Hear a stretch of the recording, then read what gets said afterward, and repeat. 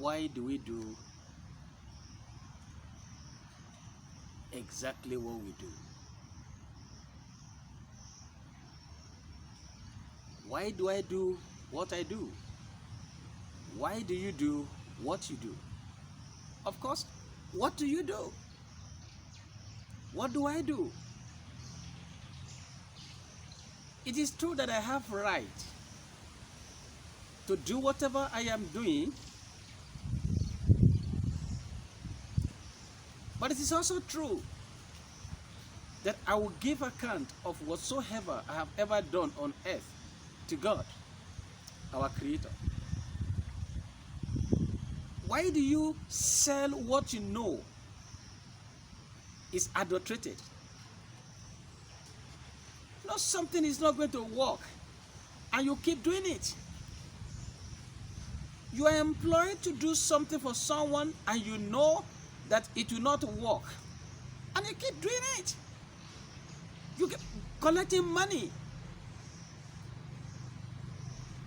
Hey, why do you involve in whatever we call either spiritual, physical, psychological, and you know that it's not working and you keep collecting money from these innocent people? Why do you do that? Why do you render service you know that your clients are not enjoying? Just because you need money?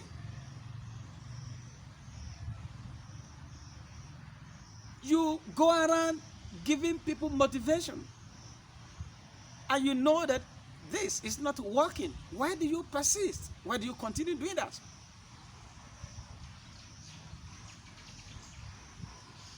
I'm just curious. What do you want to gain? What do you want to gain in deception? Popularity? Fame? Money? What do you want to be remembered for? In 1995,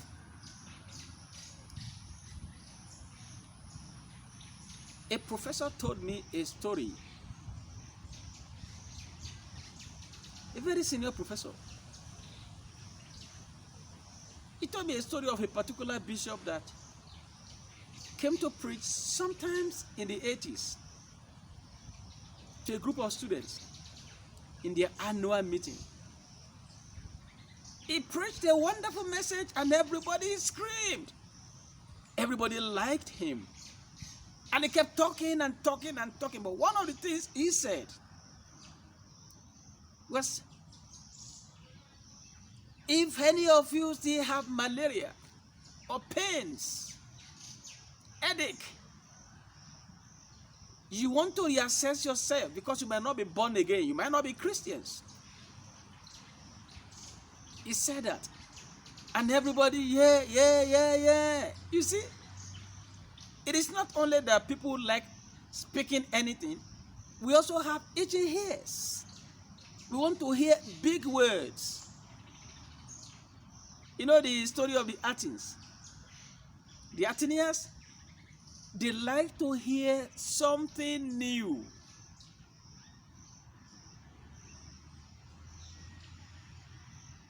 The following year, this same student body invited this great man of God, and professor said his wife told him, don't you think we should request to host this man? And he accepted to be hosted. And professor asked him, the previous year you preached a particular message that if somebody is still having headache, is still having malaria, that the person might not be a Christian. How do you think about that? And the bishop laughed. He said, actually, a few days before he came to preach that message the previous year, he had malaria.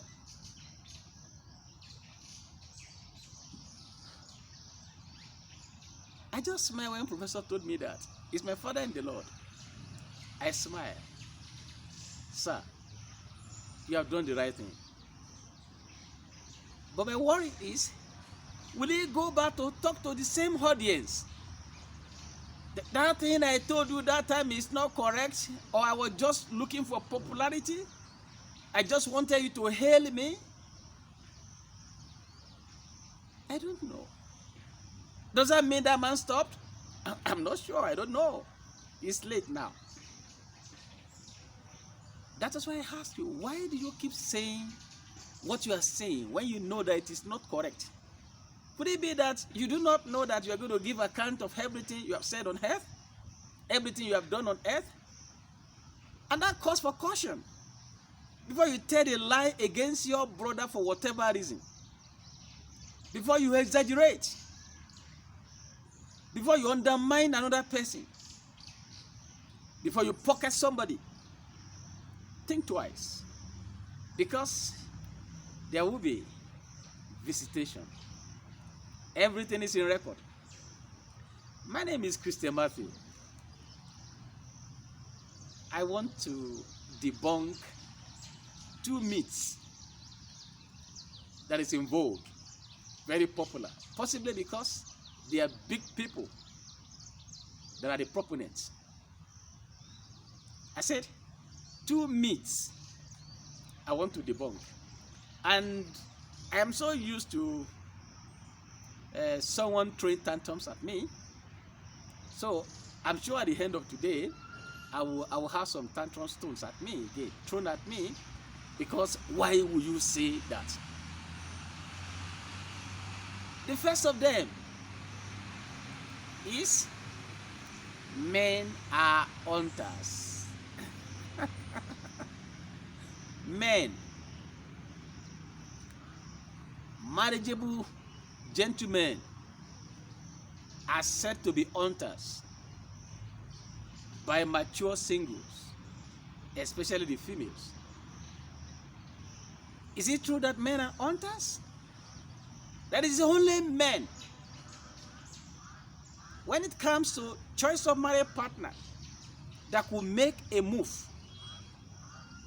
yes, I know men make moves. But ladies also make moves. It's only that it may not be obvious. Their moves can be in a different way. I know that they have done some underlying work. Yes, totally in the background, they have done that. But why do you think men alone could be the hunters? Why do you think so? Well, I am not here to argue whether or not a man is a hunter and you are the hunted, but I'm here to say that it may work elsewhere, and virtually 90% or 99%. It may not work 1% elsewhere. There are men that will pursue. When they come, when they ask your hand in marriage, when they propose to you, please be careful. Don't turn them away, even if they are not your class. Politely decline. Did you hear me? Politely decline. Don't abuse them. Learn from Rebecca. Rebecca was quite young, but she had quality in her. She had virtue. Real virtue. And Eliezer said that the girl whom I asked to give me water to drink, whom I did not request to feed my animals, but who offered to give me water to drink and also extended the gesture to the camels. Let that lady be the wife to Isaac. You see, beauty is not the criterion here. That the lady that can do well, that can paint her cheeks, that can build her buttocks, that can build her waist, that can arrange the attachment well and paint the lips, let her be the wife of Isaac? No.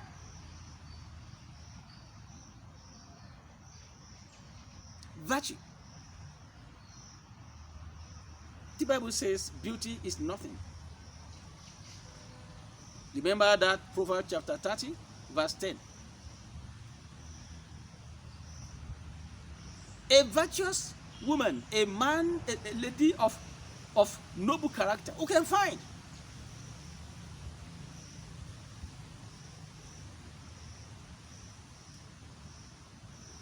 Please have the character, have your virtue. Honesty, sincerity, transparency could be part of it. Be truthful. I know the pastoral counselors will tell you, hey, don't tell that man everything about you. You see, he might want to run away. Let him run away if you want to run away. Your mind is clear. You have spoken the truth. I've been in counseling for more than 30 years and I've heard men talk. They might be 35, they might be 40, some are above 50. Well, what are you doing? What are you waiting for? There are certain qualities they expect of their ladies. And because the ladies may not know, they begin to parade themselves and begin to polish themselves and all that. Did you remember what Esther told Chamberlain that day? Esther was going to be married to King Ahasuerus. When that man offered to give her additional ancestry, Esther said no.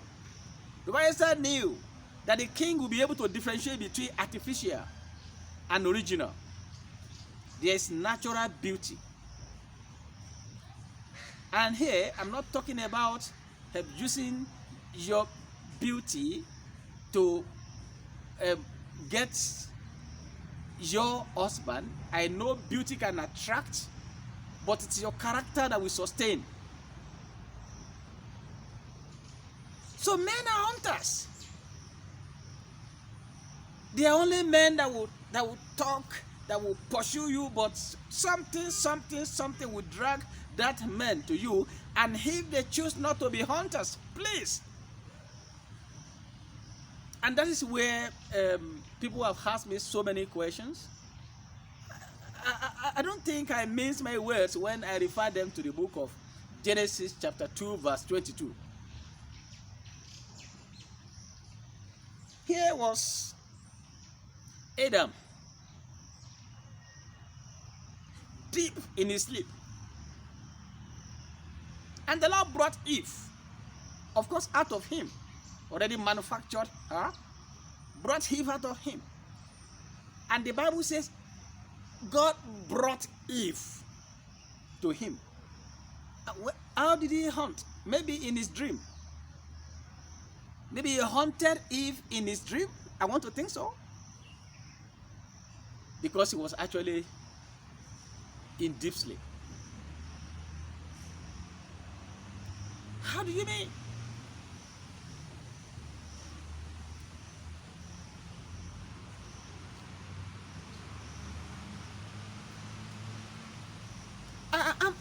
I'm just curious, thinking about what the book of Isaiah chapter 4 verse 1 said.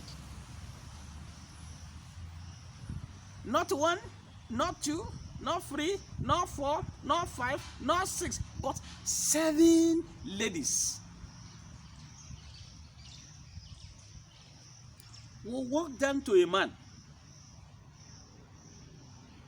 Please don't bother. We are going to clothe ourselves. We are going to feed ourselves. Let us just bear your name. Now, what do you think will be the criteria for a man that wanted to choose among the 7? Artificial beauty, or character, and virtue? What is it? The book of Jeremiah chapter 31 verse 22. The Bible says that The Lord has done a new thing. A woman shall compass a man. I'm only trying to debunk the myth that men hunt.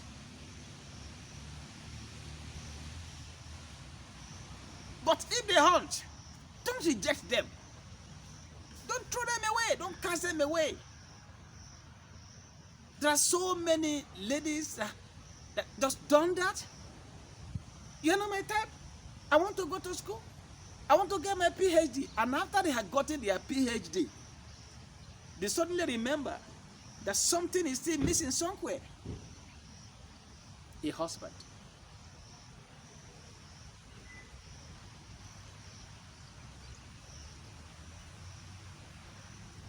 I want you to learn from Ruth. Ruth made a move. Went to Boaz. Learn also from Abigail. Because of her prowess, intelligence, David was ready to kill everybody. And this lady went to David and said, please. You see, Laban, just like his name is, he was foolish. Don't destroy all of hope just because of his weakness. And that lady said something that was very pointing. She was like saying that, well, by the time this man died, that I will still eventually belong to you. I mean, it's like, it wasn't a problem for David to send for her when her husband actually died.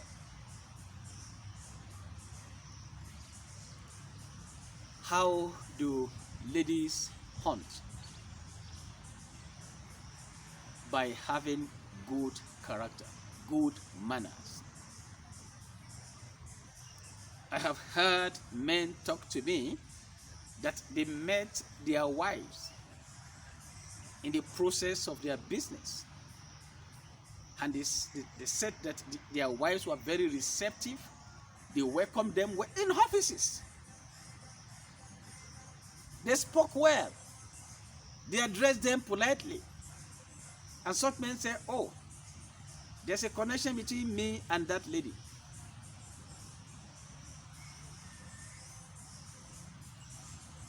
You have your gift. We all have our gifts. Don't throw anybody away. Please, ladies. There are still men there that are looking for good wives. Let your character speak for you. Let your character hunt for you.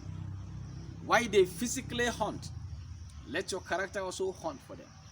The Bible says, the gift of a man makes room for him. Let your gift speak for you. Not just the beauty, not just attachment, not just appearance, but your character. So, it is true that they say bear hunt. Nowadays, you want to think twice before you fold your arms and say they are coming to hunt for me. I already told you how you can hunt with your character, with good manner. And I know a few ladies that actually hunt men on the social media. And as far back as the early 80s, I witnessed that some ladies will go to the marriage committee of their church and say, I have feelings for this brother, please, can you confirm? Can you ask him whether he has somebody in his life? Yes. It is allowed. That is, if you belong to a church. If you don't belong to church, all you do is on Facebook and WhatsApp and all that. That is why you see people cross and show a finger. That is how they are hunting. But if you begin to hunt on the road, you know what will happen? You know the parable of the sower? If your seed fell by the roadside, there are birds that ply roads. They're going to pick you. Where will you end? In the belly of the bed. Don't go to the towns, don't go to the rocky place. fall on a good land, and you begin to yield fruits. Oh, I don't think you're going to throw tantrums on that. But I guess you will when you get to men's own. Okay, the second myth I want to debunk is men or big boys don't cry. Have you ever heard that before? That men don't cry. Is it true that men don't cry? Then I want to know the definition of our men. Are you talking about somebody above 80? Are you talking about rich men? Are you talking about soldiers? Or do you have a particular profession in mind? Are you talking about kings? When you say men don't cry, which men? 1975, my maternal uncle asked me to accompany him somewhere because he was bereaved. We got there, they offered him a seat. I was just about 10. I stood behind him. And they got talking. And I saw my maternal uncle support his head by his two hands. And he began to cry. I mean, real weeping. And he sobbed and sobbed. 1975, my maternal uncle was around 72. Oh, so I have seen men cry. Men cry. It is pride. And that kind of pride has deprived us of certain benefit. We are using some bold face. You will not seek help. Go to church. Let a preacher begin to minister and say he got a word from the Lord that somebody was sick, ready to be healed, and ask them to come out. You know who will go out? Ladies. You think no man was sick? No. 75% of them might be sick. Because they are proud. This masculine thing. Patriarchal. Me, a man, will come out to let people know that I am sick. Pride. Where did we say that men cannot cry?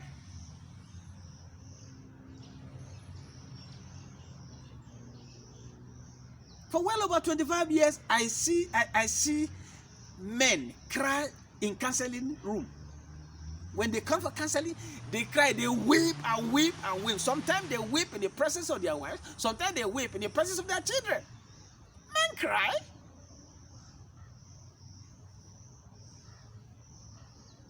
Who tells you that men do not cry? The people that told you that men don't cry, they cry themselves. I've seen professors cry. Or are you saying that they don't cry in the open? I've seen them cry in the open.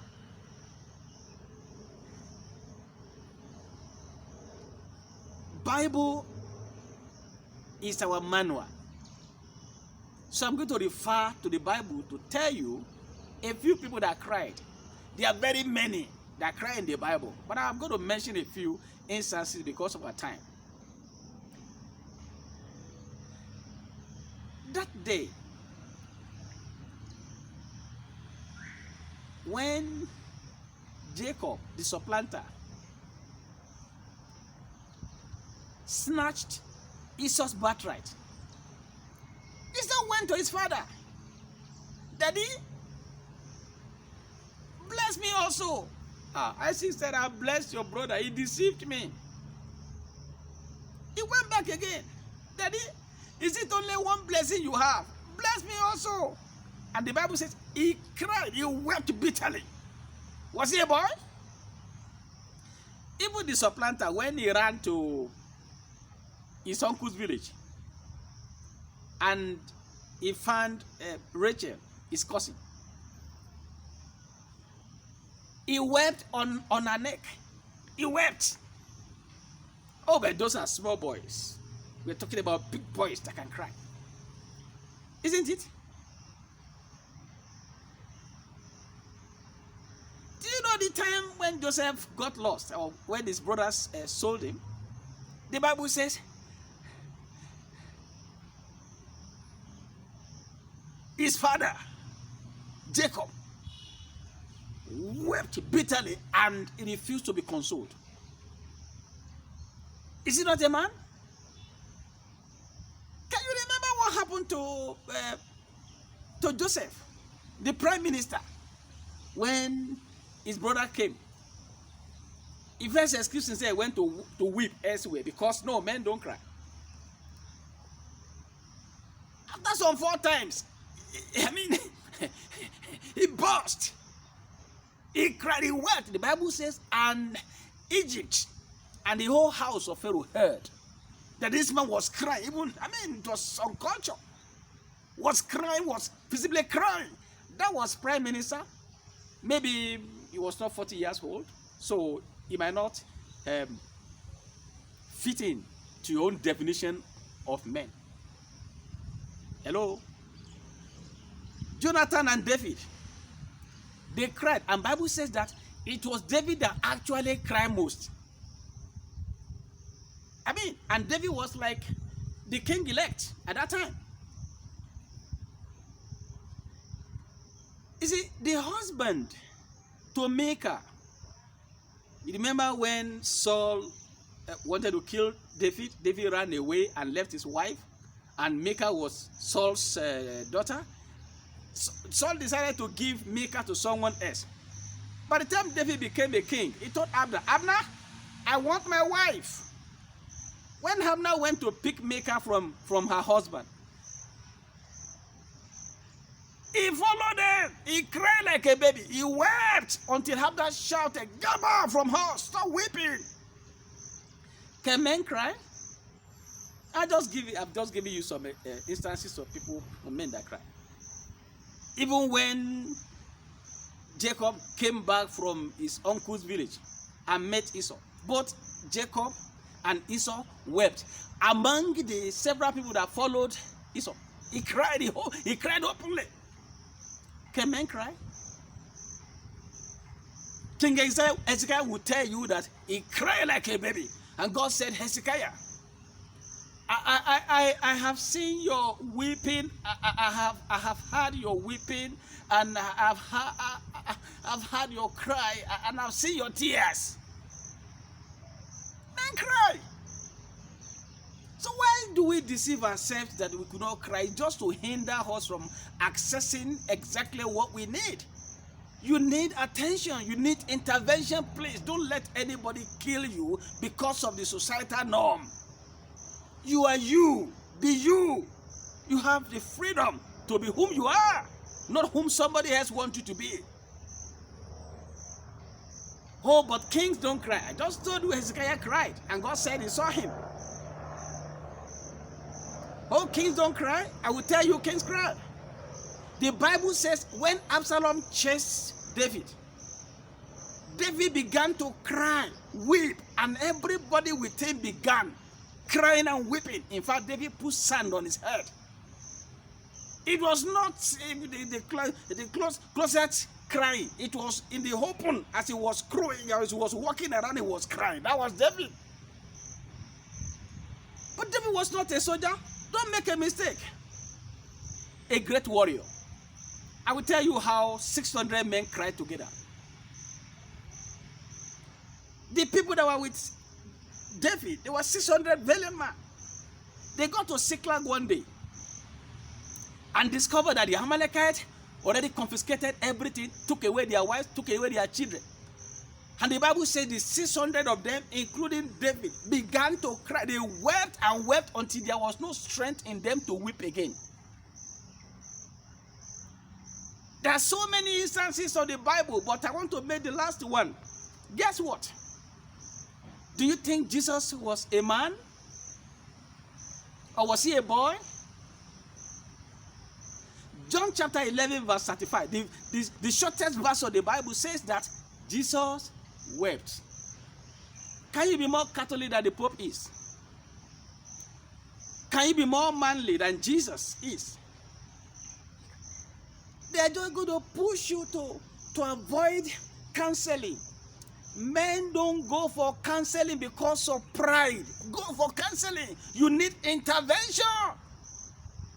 Stop deceiving yourself. Men cry. This society will cage you. They will not allow you to express yourself. Some people lost their parents, or they lost their husband, they lost their wife, they lost their, and now that they must not cry. They say, no. You don't have to cry. Be a man. Which man? Man cannot cry. Man cannot grieve.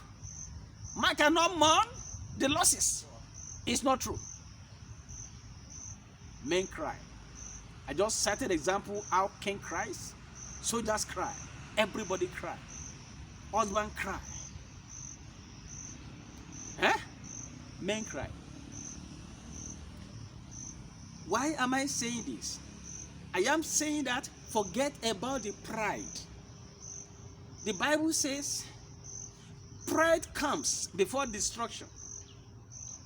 No, I cannot hold up. Me. Don't cry. That is what they are saying. Don't cry. Don't hold up. You must hold up for your safety. Did you hear me? In the multitude of counsels, there is safety. But they will not allow you to go for counsel. Why? Because men don't cry. That is the society. The first myth I mentioned. No, a lady cannot express herself because this is